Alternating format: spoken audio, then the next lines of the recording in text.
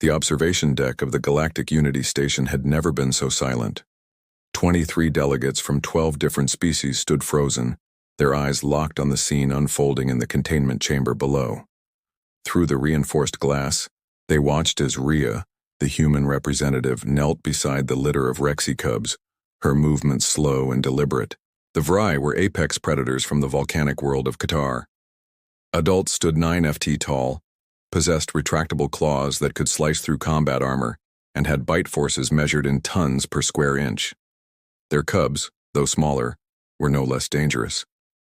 3 months old and already the size of earthwolves, they were bundles of muscle, teeth, and instinct. "She should not be in there," hissed Ambassador Trellix, his chitinous plates clicking nervously. "The Vrexy young are not domesticated, they are weapons in training."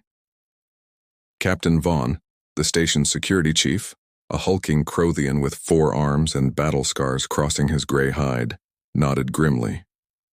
"The cubs have already injured 2 handlers this cycle. Both are in medical. One nearly lost an arm." But Rhea had insisted. The human delegation had been clear. If humanity was to join the Galactic Council, they needed to prove they could handle the realities of interspecies cooperation. That included dealing with the Vrei, whose warrior culture demanded respect earned through strength, not diplomacy. In the chamber, Rhea extended her hand toward the smallest cub, a mottled gray youngling the Rexy had named Kira. He was the runt of the litter, pushed aside by his larger siblings during feeding times. His crimson eyes tracked her movement with predatory focus. "Easy, little one," Rhea murmured, her voice barely audible through the intercom. "I'm not here to hurt you." Kira's lips peeled back, revealing rows of needle-sharp teeth. A low growl rumbled from his chest, a sound that would have sent most species scrambling for the exit. In the observation deck, several delegates stepped backward instinctively. Rhea didn't move. She kept her hand extended, palm up, fingers relaxed. Patient, waiting. "What is she doing?" squeaked Dr. Mara, the plenary medical officer, her 6 tentacles coiled anxiously around her spherical body. "That posture signals submission. The cub will attack." But Kira didn't attack. Not immediately. He crept forward, one massive paw at a time, his movements cautious. His nostrils flared, sampling Rhea's scent. The chamber's environmental systems carried the smell to the observation deck sensors. Adrenaline, yes, but also something else. Something the automated translator labeled as contentment pheromones. The human was calm. Kira sniffed Rhea's fingers. Then, in a movement so fast it was almost invisible, he lunged forward and clamped his jaws around her sleeve. The observation deck erupted into chaos. "Security team, deploy!" Captain Vaughn barked into his communicator. "No, wait!" shouted Dr. Harlow, the other human in the delegation. "Look at her!" Everyone froze again, their attention snapping back to the chamber. Rhea hadn't screamed. She hadn't pulled away. Instead, she was tugging back, not hard, not aggressively, but with steady, playful resistance. Her face broke into a wide smile, and she made a sound the translator struggled to categorize, something between a laugh and a gentle growl. What is this behavior?" Ambassador Trellix whispered. "She's playing," Dr. Harlow explained, smiling. "On Earth, human young engage with predator species this way. Dogs, cats, they learn social boundaries through playfighting. She's teaching Kira that she's not prey, but she's also not a threat, she's a companion." In the chamber, Kira yanked harder on Rhea's sleeve, his tail lashing with excitement.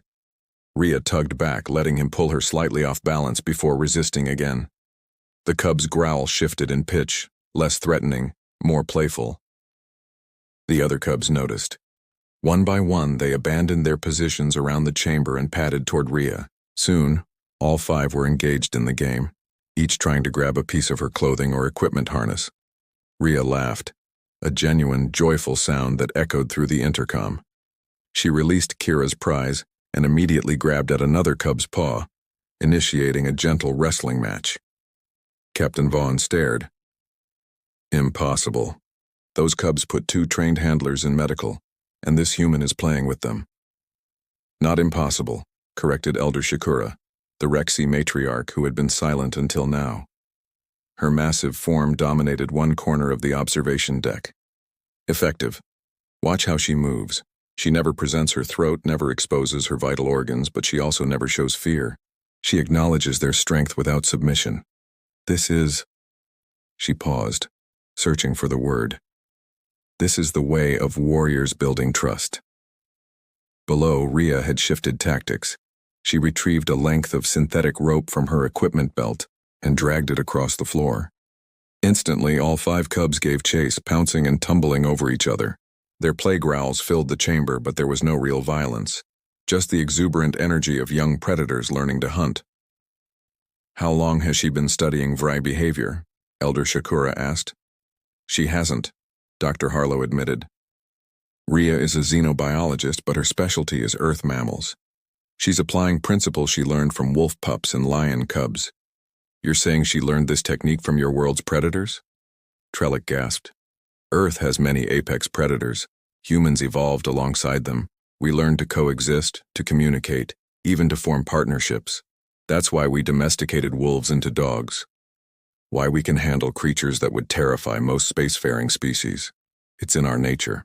In the chamber, Kira collapsed onto his back, exhausted from play. Rhea knelt beside him and gently scratched the softer fur of his belly, a gesture that would normally result in severe injury. But Kira simply yawned and closed his eyes. Within minutes, all 5 cubs were drowsing around Rhea, their bodies relaxed and their breathing steady. She sat among them like a calm center in a storm of predatory potential. Elder Shakura made a low, approving sound. The human has done in 1 hour what our handlers could not achieve in 3 months. She has earned the cubs' trust.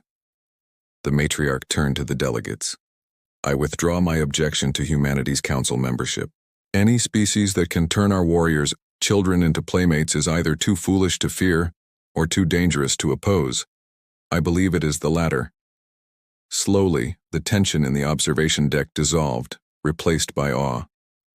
Below, Rhea looked up at the window and gave a small wave.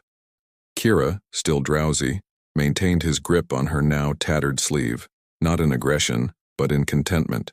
The message was clear.